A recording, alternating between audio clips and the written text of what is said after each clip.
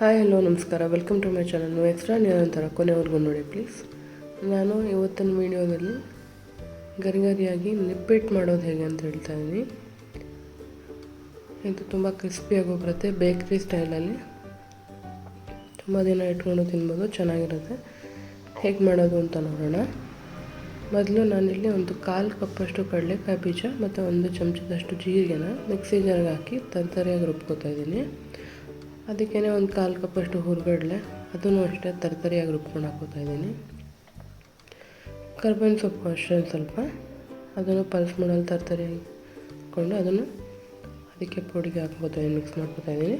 ಜೊತೆಗೆ 2 ಚಮಚದಷ್ಟು chilli powder, 2 ಚಮಚದಷ್ಟು ಎಳ್ಳು, 1 ಚಮಚ ಜೀರಿಗೆ, ಸ್ವಲ್ಪ ಹಿಂಗು, ರುಚಿಗೆ ತಕ್ಕಷ್ಟು ಉಪ್ಪು. ಇಲ್ಲಿ ನಾನು 4 ಕಪ್ಪಷ್ಟು ಅಕ್ಕಿ ಹಿಟ್ಟನ್ನ ಸೇರಿಸ್ಕೋತಾ ಇದ್ದೀನಿ.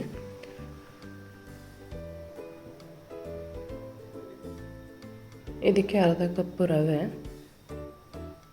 ಅರ್ಧ ಕಪ್ಪು ಮೈದಾ ಹಿಟ್ಟು, ಇವೆಲ್ಲನೂ ಹಾಕಿ ಚೆನ್ನಾಗಿ ಮಿಕ್ಸ್ ಮಾಡ್ಕೊತಿದ್ದೀನಿ ಫಸ್ಟು. ಹಾಗೆ ಇದಕ್ಕೆ ಒಂದು ಅರ್ಧ ಹೋಳಿನಷ್ಟು ಕೊಬ್ಬರಿ ತುರಿ, ಇದನ್ನು ಅಷ್ಟೇ ಹಾಕಿ ಚೆನ್ನಾಗೆಲ್ಲ ಮಿಕ್ಸ್ ಮಾಡ್ಕೊಳ್ಳಿ ಫಸ್ಟು ಡ್ರೈ ಇಂಗ್ರೀಡಿಯೆಂಟ್ಸ್ನ.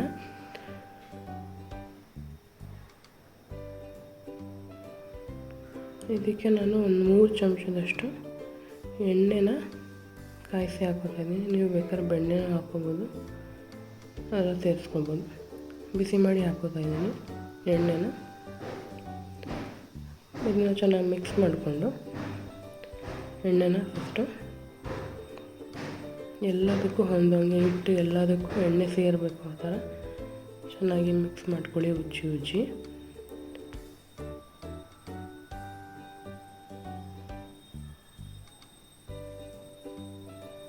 ಇದು ನಾವು ಹಾಕಿರೋ ಎಣ್ಣೆ ಸರಿಯಾಗಿದೆ ಅನ್ನೋದಕ್ಕೆ ಹಿಟ್ಟನ್ನು ತೆಗೆದು ಹಿಂಗೆ ಪ್ರೆಸ್ ಮಾಡಿ ಇಟ್ಕೊಂಡ್ರೆ ಅದೊಂದು ಶೇಪ್ ಫಾರ್ಮ್ ಆಗಬೇಕು ಗಟ್ಟಿಯಾಗಿ, ಅವಾಗ ಕರೆಕ್ಟಾಗಿದೆ ಅಂತ.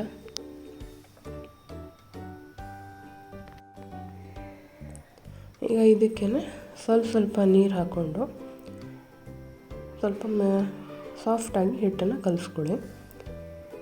ಸ್ವಲ್ಪನೇ ನೀರು ಹಾಕ್ತಾ ಹೋಗಿ, ಒಟ್ಟಿಗೆ ಹಾಕಿದ್ರೆ ಜಾಸ್ತಿ ಆಗೋಗುತ್ತೆ. ಈ ಥರ ಸಾಫ್ಟಾಗಿ ಹಿಟ್ಟನ್ನ ಕಲಸಿಟ್ಕೊಳ್ಳಿ. ನೀವು ಬೇಕಾಗಿರೋ ಸೈಜ್ಗೆ ಉಂಡೆನ ರೆಡಿ ಮಾಡಿ ಇಟ್ಕೊಳ್ಳಿ. ಆ ಸೈಜಿಗೆ ನಿಪ್ಪಟ್ಟನ್ನ ತಟ್ಟಬೇಕು ಅಂತಿದ್ರೆ ಆ ಸೈಜ್ಗೆ ಅದನ್ನು ಮೀಡಿಯಮ್ ಥಿಕ್ನೆಸ್ಗೆ ಒಂದು ಬಟರ್ ಪೇಪರು ಇಲ್ಲ ಅದರ ಶೀಟ್ ಮೇಲೆ ತಟ್ಕೊಂಡು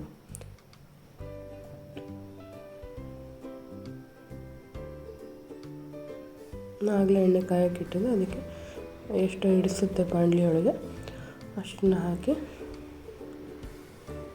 ಗೋಲ್ಡನ್ ಬ್ರೌನ್ ಆಗೋ ತನಕ ಚೆನ್ನಾಗಿ ಫ್ರೈ ಮಾಡ್ಕೊತೀನಿ.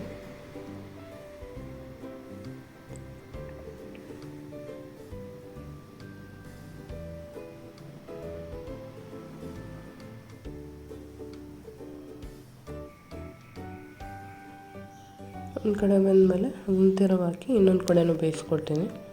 2 ಕಡೆನೂ ತಿರುವಾಗಿ ಬೇಯಿಸ್ಕೊತೀನಿ.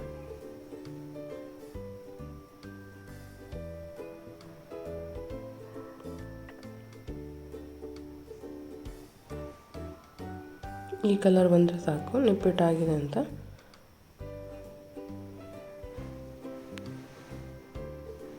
ಮೀಡಿಯಮ್ ಫ್ಲೇಮಲ್ಲಿ ಇಟ್ಟು ಬೇಯಿಸ್ಕೊಂಡ್ರೆ ಚೆನ್ನಾಗಿ ಕ್ರಿಸ್ಪಾಗೂ ಬರುತ್ತೆ.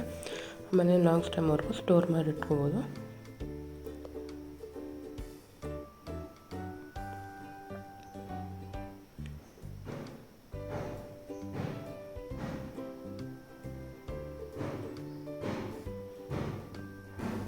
ಹೀಗೆ ನಾನು ಉಳಿದಿರೋ ಹಿಟ್ಟೆಲ್ಲ ನಿಪ್ಪಟ್ಟನ್ನ ತಟ್ಟಿ ಈ ಥರ ಬೇಯಿಸ್ಕೊತಾ ಇದ್ದೀನಿ.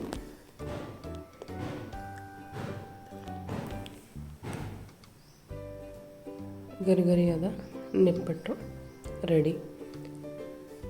ನೀವು ಈ ರೆಸಿಪಿನ ಒಂದ್ಸಲ ಟ್ರೈ ಮಾಡಿ, ಹೇಗೆ ಬಂತು ಅಂತ ಕಮೆಂಟ್ ಮಾಡಿ ತಿಳಿಸಿ. ವಿಡಿಯೋ ಇಷ್ಟ ಆದರೆ ಲೈಕ್ ಮಾಡಿ, ಶೇರ್ ಮಾಡಿ, ಕಮೆಂಟ್ ಮಾಡಿ ಮತ್ತು ಸಬ್ಸ್ಕ್ರೈಬ್ ಮಾಡ್ಕೊಳ್ಳಿ.